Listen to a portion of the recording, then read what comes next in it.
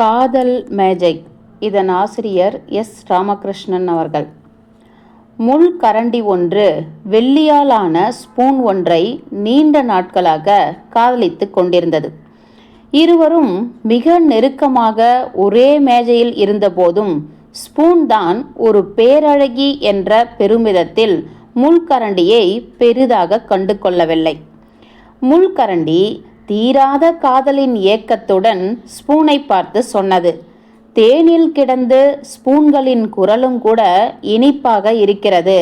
அதற்காகவே காதலிக்க விரும்புகிறேன். மாறாக ஸ்பூன் சொன்னது, முள்கரண்டிகள் அருவருப்பானவை. அவை எதையும் லாவகமாக கையாளுவதே இல்லை. குத்தி கிழிப்பதுதான் அதன் சுபாவம். முள்கரண்டி அப்பொழுதும் காதல் மாறாமல் சொன்னது, ஸ்பூன்கள் கச்சிதமானவை. அளவுக்கு மீறி எதையும் அவை ஏற்றுக்கொள்வதே இல்லை.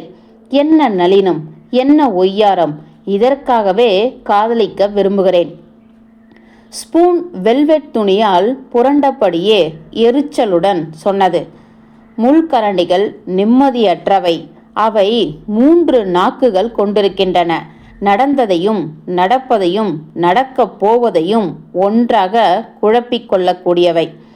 அதை கேட்டு சற்றே எரிச்சலுற்ற முள்கரண்டி சொன்னது, ஸ்பூன்கள் வெட்கமற்றது.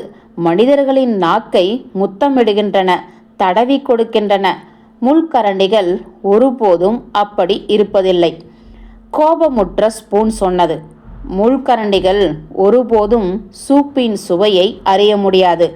உப்பும் சர்க்கரையும் ஒருபோதும் தீண்ட முடியாது. ஐஸ்கிரீம் குளிர்ச்சியை ஒருபோதும் உணரவே முடியாது. பாவம், அர்த்தமற்ற வாழ்க்கை. இரண்டும் முகத்தை திருப்பிக் கொண்டன. வீட்டின் உரிமையாளன் உணவு மேஜைக்கு வந்து சேர்ந்தான். சூடான சூப்பிற்குள் ஸ்பூனை தூக்கி போட்டான். முள்கரண்டியை ஆவி பறக்கும் இறைச்சியின் நடுவில் குத்தினான்.